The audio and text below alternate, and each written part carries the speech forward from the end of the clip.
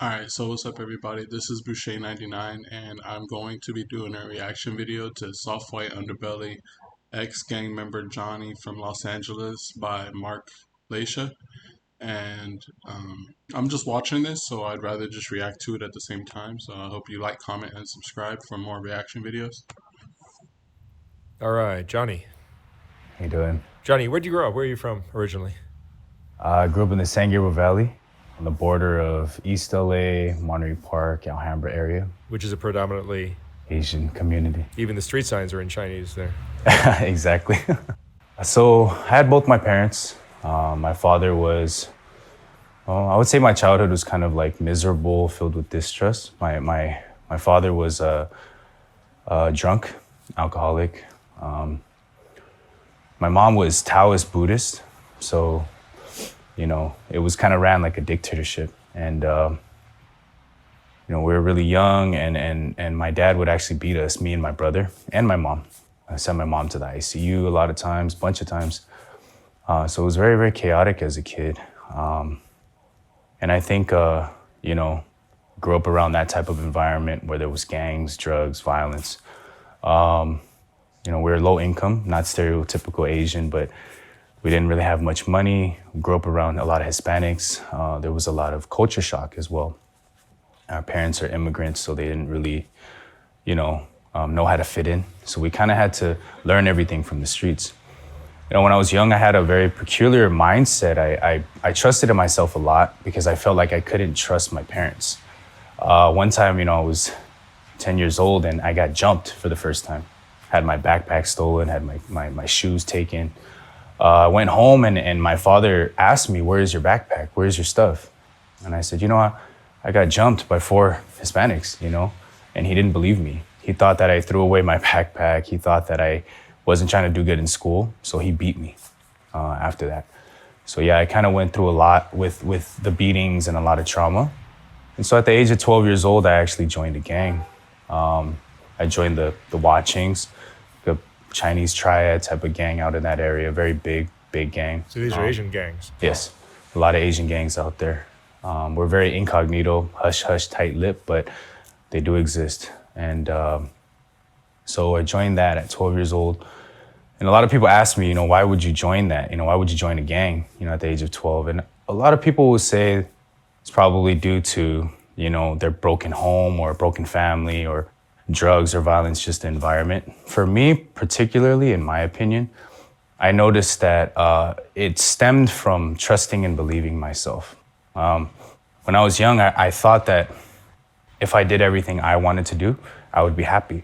So having fun, going out with gang members, stuff like that, I thought was really fun. And the things that I didn't want to do, such as, exercising, studying, doing homework, I didn't do because I thought if I did everything I wanted to do, I would be happy.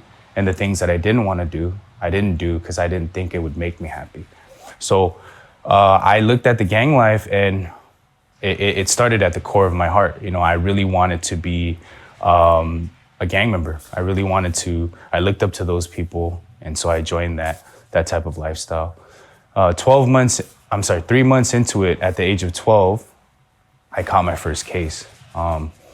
And that was originally a kidnapping/robbery, but they dropped the charges down. At 12 years old? At 12, yeah. And ended up, it was with a group of people, of course, but ended up catching the charge for dissuading a witness for the benefit of a gang. So ended up going to YA, California Youth Authority. I was at SRCC first and then caught a couple fights in there, got written up. They call it level Bs. And then ended up going to Fred C. Nellis YA. And, I was 12 years old. They gave me 4 years. And when I was in YA, I learned a lot of, it cultivated the mindset to believe in myself even more. I really trusted myself because I had seen rapes, I had seen murders, I had seen stabbings, fightings. I learned how to fight there. They call it gladiator school for a reason. You fight a lot.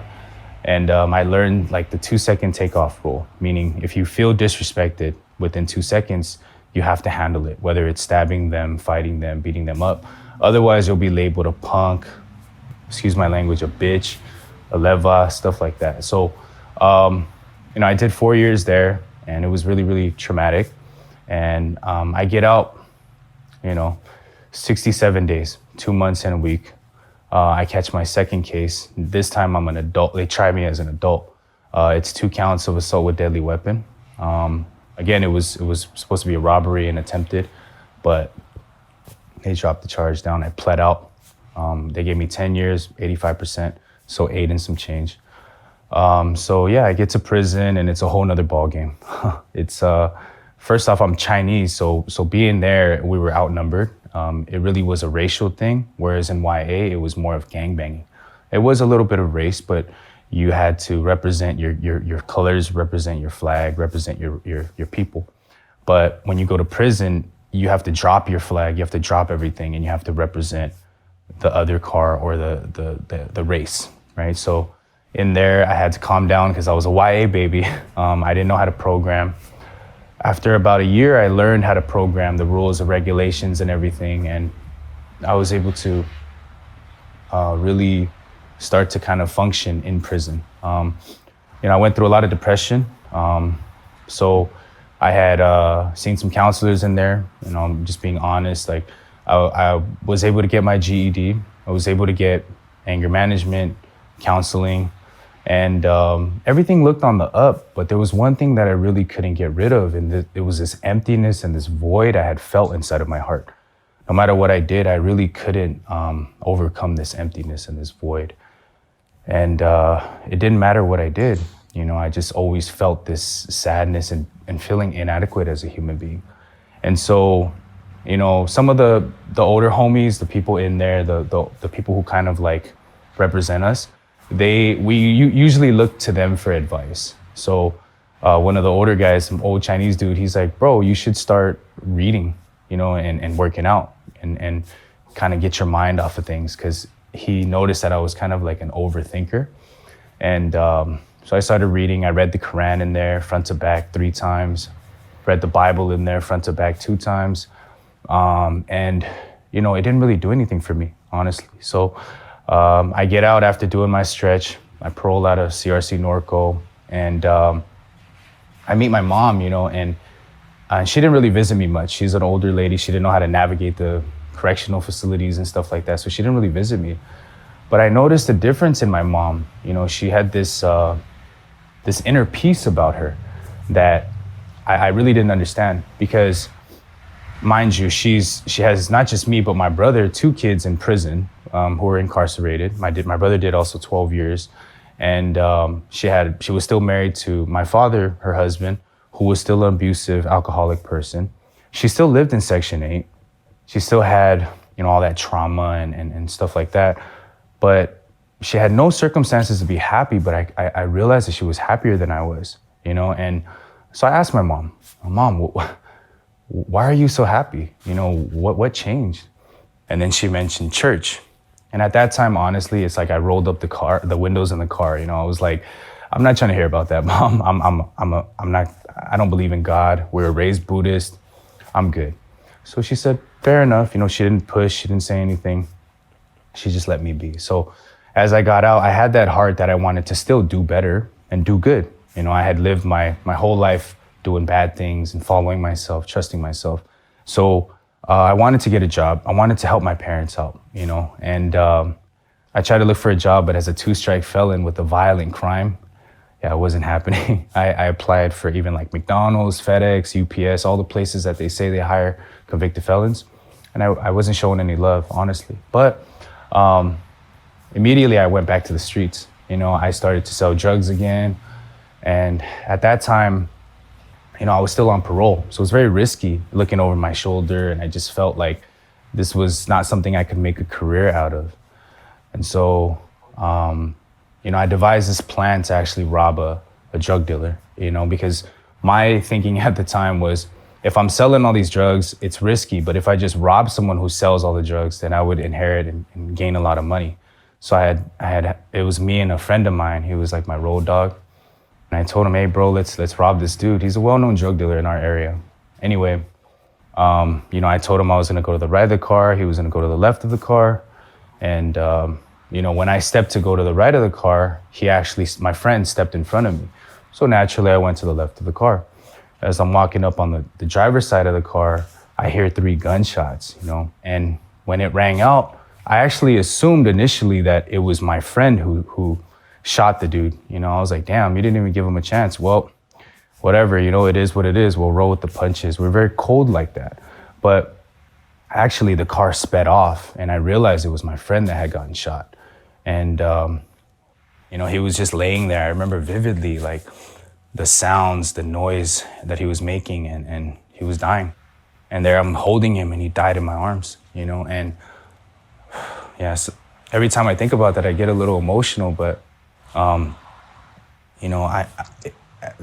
So this has been pretty intense as like a interview, and like just viewing it is so intense because he's telling it in such a good way, and it's kind of hard to lose focus when you're like listening to him. But from what I know, he actually planned out the hit. He was like, in his mind, he thought, oh, I could just rob a drug dealer and that's it. But what happened was the drug dealer accidentally, oh, well, he didn't accidentally, but he shot at his friend instead. And that was supposed to be him in his position. So his friend pretty much walked in front of him and went to the driver's side. And then he went to the passenger side. And he got shot. So his friend got shot, or his road dog, his ride or die. And then what happened was he died in his arms. So Johnny's friend died in his arms because he stepped in front of him to do the robbery. that moment was very pivotal in my life because I had thought about it, like that was supposed to be me. Actually, if I went to the right of the car, I probably wouldn't be here today. So, as I seen that, I started to really think in my life, like I could feel death around the corner. It didn't matter what I would do. I felt like I was on borrowed time. I felt like I was gonna die soon. And 3 days after that, I had received a letter from one of my friends, just a childhood friend. He grew up with us in the projects in Section 8. He gave me a letter that was really eerie. He's like, think about me when I'm gone, and just saying these types of things. And 3 days after that, I find out that he had committed suicide in jail. So there was death all around me, and I was feeling that. It was creeping up on me. And miraculously, my mom actually, a couple days after these incidents had happened, her car had broken down. And she was like, hey, Johnny, like, I need you to take me to church. She's a translator. She was very involved at the time. And so I said, yeah, there's no harm in that. I want to help mom out. I had spent all my life, being bad to her. So I wanted to treat her well. So I took her to the church. But I told her very specifically, I don't want to be evangelized. I don't want to talk to the pastor. And so it seems like he kind of just was on his own, and then he slows down a little bit. So he starts saying that his friends start dying around him. He gets out of prison. It's kind of hard for him to live. And he's finally realizing that the stuff that he's used to and the plans that he's making, it's not really getting him anywhere. And I feel like this is the turning point in his life where he's starting to realize things are gonna start changing for him if he chooses the right path and as long as he does the right thing. But it could be hard for anyone because once you're in the street life, it's not, you can't just walk out of it. when I get there, I remember this pastor runs out and he's like, hey, Johnny, good to see you. And why don't you come on in for some food, And they had made some black bean noodles. And that's actually my favorite dish. I love eating black bean noodles. For those Asian Sundong people out there who know what I'm talking about, it's like a delicacy for us. I grew up eating that stuff. So I was like, what's the harm in eating? But I told the pastor, I don't want to hear about God. I don't believe in God. I'm Buddhist, et cetera, et cetera. So we get there and I remember he sits down and after we finish eating, he asks me 2 questions that really kind of shocked me. He said, are you a sinner? And do you know what sin is? And at that time, I felt a little angry, to be honest, because I felt like that was a loaded question. Like, who's not a sinner? We're all born imperfect. We're all flawed as human beings. We've all made bad decisions in our life and stuff like that. So I kind of got mad and I told him, yeah, of course. And he said, so what do you think about sin? And I said, well, sin is when you do something bad and then, you go against God, or you shoot people, stab people, lie to people. That's a sin. And he said, not so. And that was the first time that it kind of like, he shook my world upside down. I was like, what do you mean? This is kind of weird, because that's what I always learned. Even though I wasn't Christian, Catholic or anything like that, I knew that doing bad things is a no-no. You don't do that. But he explained to me that sin was actually twofold. The first thing is, it's trusting yourself above the word of God. So trusting yourself more than God, that's what sin is. And number two, it was inheritance. So he explained to me the analogy of, you're Chinese, you didn't choose to be Chinese, you were born that way. Your father was Chinese, his father was Chinese, etc. It was passed down. Likewise with sin, it wasn't that you did anything wrong, but your father, Adam was evil, he was sinful, and then it passed down to us. So we were born as sinners. And at that time, it really made sense to me, because my son, he was like 4 years old at the time. And, I always taught him well, hey, don't follow the way that daddy went, like be good, respect your elders, et cetera, et cetera. Never taught him how to lie, steal, or do anything like that. But at the age of 4, he loved eating gummy bears. And I remember like he would always want gummy bears. If he could just live off of gummy bears, he would do it. But with the veggies, I told him you have to eat veggies first and then you can eat some gummy bears. But I would see him trying to hide the veggies, trying to take it to the little potty and throwing it in there. And, who taught him that, and he even got to a point where he would steal the gummy bears. He would scoot the little stool over, climb on top, reach at the top of the cabinet, and pull out the gummy bears. And I caught him red-handed. I'm like, what are you doing one day? And he was like, nothing, Dad, nothing, So who taught him that? I never taught him any of that evil stuff, but it was part of him. And it was something that was actually normal for him, for kids to rebel. And then he used the analogy of an apple tree, which really put it in perspective. He said, when you look at the seeds of an apple, where are the apples? But if you plant it, as it grows, it'll only produce apples. No matter how hard it tries, it cannot produce oranges or mangoes. Likewise, when you look at a baby, where's the sin? It's very cute, it's loving, but as it grows, as it matures, all you see is sin. They start to, lie, they start to cheat, steal, they can even murder, And so when I saw that, it really made a lot of sense to me as a person. And I was able to see that, we're just being normal. It's not that I did bad things and then I became a sinner. No, I was born flawed. I was born imperfect. And he had mentioned, you're an imperfect person trying to produce perfect results. Of course, you're going to fall short.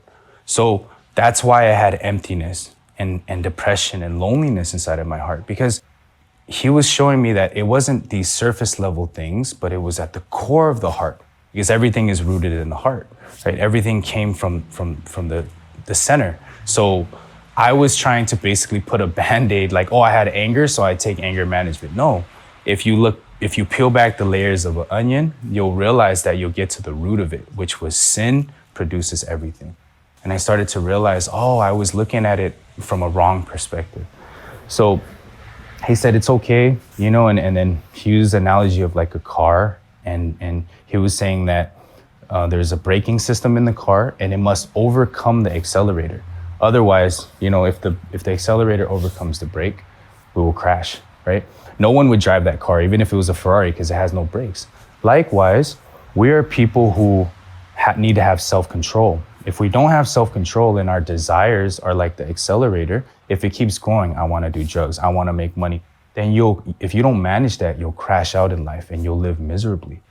And when he was saying these things, it was hitting me in the core of my heart. Like, wow, this guy knows me, but I just met him. I really didn't understand how he knew me through and through, And at that time, he said, you're a person, because you were born flawed, imperfect, in sin, you don't have the capability to stop yourself. And so you need something else to help you. And in that case, he said, that's where I come in as a pastor. He said, I am your braking system, right? So at that time, he had asked me this one question, and he said, how is your relationship with your father? I said, it's horrible. I honestly hate him. I feel like the reason why I joined a gang, the reason why I was angry, the reason I was so like violent was because of my father. But he had mentioned, okay, so listen to me very carefully. He said, when you meet your father, I want you to apologize to him. And I was like, what? Excuse my language, but I was like, fuck that, honestly, because I didn't ask to be born. He had a responsibility to take care of me. But when I was born, he beat me and he wasn't there for me. And I felt like just so angry when he asked me to apologize to him. And you know what he said was, he said, Johnny, you're right. But because you're right, that he beat you and you didn't have a good childhood, you're also miserable. And that hit me, really deeply. You're miserable because when you go outside and you see fathers who do respect their children, who did raise them well, you feel that pain. He said, why do people argue? Why do people fight? Why is there no peace? Because two people are right. You're right, I'm wrong. The other party thinks, no, I'm right, you're wrong, right? And then they start to fight, and then there's no peace. But when one person becomes wrong, he says, then everything drops and then they can start to heal. Peace starts to come in, and they're able to grow. So he said, even though you don't understand it, I ask that you accept what I'm saying and just move forward. So at that time, I put down everything I felt and I trusted this man, right? And I was like, okay, I'm not gonna trust myself. Let me see what he says and let me just try it out. What's the harm in trying it out? So I call my father and it's such an awkward phone call. I haven't talked to him for years. And I say, hey, Dad, it's Johnny. He's like, who? Like, it's your son. He's like, oh. And the first thing out of his mouth, I remember vividly, was, I don't have any money for you. And I was like, I got a little angry, and I don't need your money, but kind of simmered down. And I was like, Dad, I just want to talk to you. It's really urgent. I need to speak to you about something. I said, okay. So we planned to go to this pho restaurant in Alhambra. And we get there. He's sitting across from me. I'll never forget. It's awkward. There's so much tension. He's not looking me in my face. I'm looking off to the wall. But I remember vividly what the pastor told me, just move forward, just apologize. It's okay. I am your braking system, right? So I told him, Dad, I'm here today to tell you that I'm sorry. I'm sorry for being a bad son. I'm sorry for being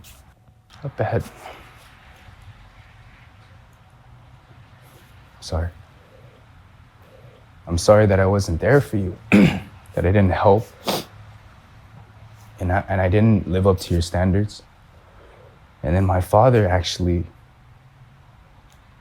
he started crying. He said, no, I'm sorry.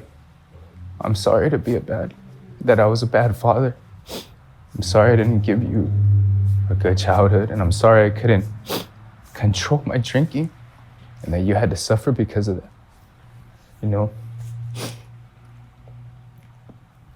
20 years of pain, anger, frustration. It was crushed. We hugged it out. And now we have a great relationship. When I think about it, if I had never followed what the pastor said, if I never trusted him and I trusted myself, if I tried to understand and wrap my head around it, if I held my own righteousness, I would have never experienced this. At the core of my heart, Pastor was dissecting it and fixing it from the inside out. And when I seen that, I was so thankful. Wow, this pastor, he knows something that I don't know. For the first time in my life, I didn't trust what I saw and what I felt. I left it in the hands of someone who was better than me, who knew God, who lived happier than me, who was more peaceful than me. And when I was connected to that, I was able to overcome everything.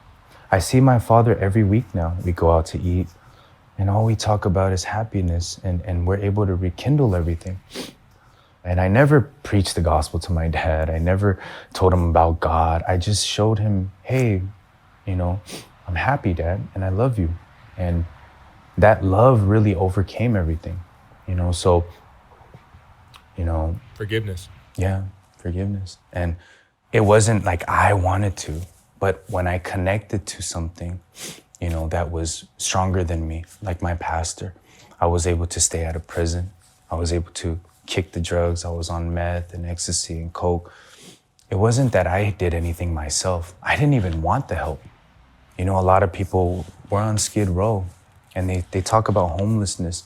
Oh, the problem is homelessness. Well, if you peel that back, it could be mental issues, mental health. If you peel that back, it could be, drugs and whatnot. But the truth is, it's at the core of the heart. I believe it's sin. And if you don't get rid of that aspect, then that begets everything else. It produces everything else. So I liken it to like the analogy of cancer. Say I have cancer, and if I'm losing my hair and if I'm losing weight, well, if I put a wig on and I just eat and fatten up, it doesn't get rid of the cancer. So likewise, we have to get to the core of the issue. And the core of this issue right now is people's hearts. Their self-worth is completely gone. When the pastor planted hope inside of my heart, it casted everything out. He never said, don't do this, stop doing drugs, stop gaming. He never told me that. He didn't give me a dime. What he gave was hope inside of my heart. And when that happened, we naturally dropped everything else that was hopeless. I clinged on to drugs because I thought that was my hope. I clinged on to my gang because that was my hope at the time. But when God showed me another perspective, he talked about God. He talked about Jesus, and he said, why do you think that Jesus had to die for you? Well, because you're a sinner, you're born into sin, you can't stop sinning, so you'll always be empty, you'll always be miserable. But when you think about God, he paid for all of your sins. He made you righteous. And I'm like, he made me righteous? Like, I'm a sinner. I remember my sins. And he said, well, God doesn't remember them. Hebrews 10:17, it says, and their sins and iniquities will I remember no more. So he said, you have a choice to make, Johnny. Are you going to trust what you think and what you feel, which is constantly changing? It's like the ocean, high tide, low tide. 1 minute, I love this woman. Next minute, we argue and fight. I hate her. I'm telling her to get out of my house. Am I going to trust this heart that constantly changes? 1 minute, I make a determination. I throw all of my pipes away. I'm not going to do drugs. Next minute, I'm rummaging through the trash again, picking it all up. Am I going to trust something that constantly changes? And he told me, if something is constantly changing, if a person says one thing and does another, he's a liar. So would you trust his heart that lies to you? Or are you going to trust the word of God that never changes? No matter what, God died for you. He perfected you. He made you holy. Past, present, and future sins are gone. And when I believed, I put, again, myself down and my thoughts down, and I trusted the word of God, that power became mine. And he likened it to the analogy of like a debt. Let's say, Mark, I have $10,000 for you, and I say, let's go to Arizona, In Phoenix, in 1 week, I'll give you $10,000. If you believe in me, if you trust what I say, you will make that trip and you'll go out there and you'll receive the $10,000. But let's say you don't believe in me. Johnny's a gang member. He's just a guest on Soft White Underbelly. I don't believe him. Even if I go to Arizona with $10,000, you will not receive the blessing, right? So it's important to where you put your beliefs in. People say, Lord is my savior. Well, what did he save you from? He saved you from your sins. So if he saved you from your sins and you still think you're a sinner, that must mean he failed, and he didn't. He says in the Bible that he's perfected us forever, right? So when I was able to believe that core of my heart changed. I went from emptiness to having hope. Well, where do righteous people go? Righteous people go to heaven. I always thought I was going to die and go, maybe not to hell, but somewhere where evil people go, because I was an evil person. I did a lot of things that I'm not proud of. But, as I had that hope that, hey, I don't have to live this way.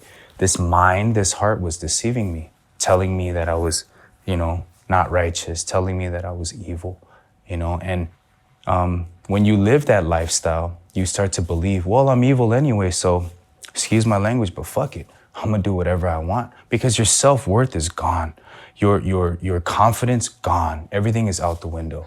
So, what I'm doing nowadays is I'm going to prison, and I'm a prison minister, and I preach my testimony and this story to people, and it really changes their lives because everyone is telling people, hey, stop doing bad, stop doing evil.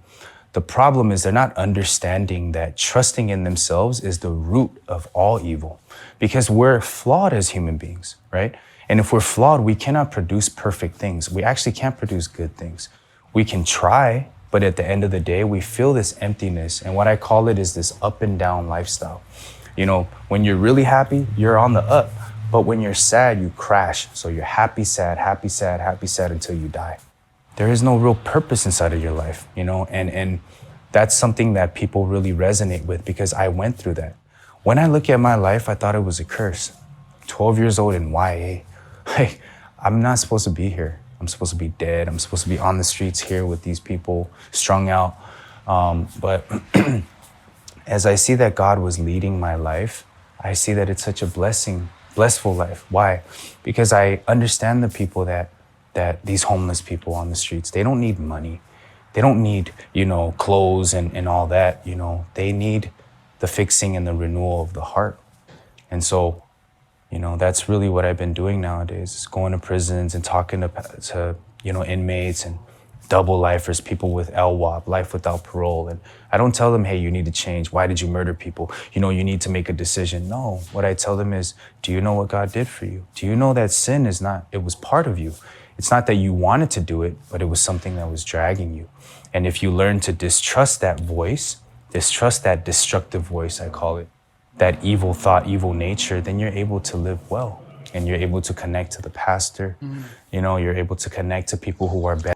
So basically, he's saying, like, when you tell yourself all these doubts and all these negative things, like, you can't do it, or like you're a bad person, or this and that, like, you have no control over whether or not you have those thoughts. It's just that you gotta, like, put those thoughts in a category that, or like say, like, oh, those are bad thoughts, those are evil, don't listen to those things, and then that's how you overcome them. Than you, and then their happiness, their hope will pour into your heart. And once that changes, they start to, you know, become mentored. They start to also mentor other inmates, and we're making a big impact in all these prisons. I go to Thailand. I also preach at the Bangkwang prison. I go to Korea recently. I met with post consulates, and I'm a person that I'm from the San Gabriel Valley. I'm from Huaching. How can I be talking about God? Well, I really feel like it wasn't me. You know, I feel like God had prepared this for me, and he had showed me something while going through the struggles, while feeling empty and overcoming that. And that's really what I want to kind of share with the people, because if that pastor never gave me a chance, if he never explained to me, you know, these things, I would probably be dead or in prison. How's your brother? He's good. He's out of prison. He got out about 4 years ago. He comes to church with me as well, and yeah, he's happy. He's really happy. It's great. It's a hell of a story of forgiveness and change of heart. Yeah. Yes, forgiveness and understanding that we are already flawed, and it's okay. When we put our power down to trust in ourselves and believe in ourselves, then, you know, truly God can work, you know, because then we start to lean on him. Like I said, it didn't make sense to say sorry to my father. It made more sense in my head for him to apologize to me. But when I put that down, truly I became happy. And, you know, I never thought that I could rekindle this. I thought I wasn't even going to visit my father on his deathbed. Like, that's how much hatred I had for him. But now that I think about it, I'm so thankful for him, you know, that I was able to experience God through this.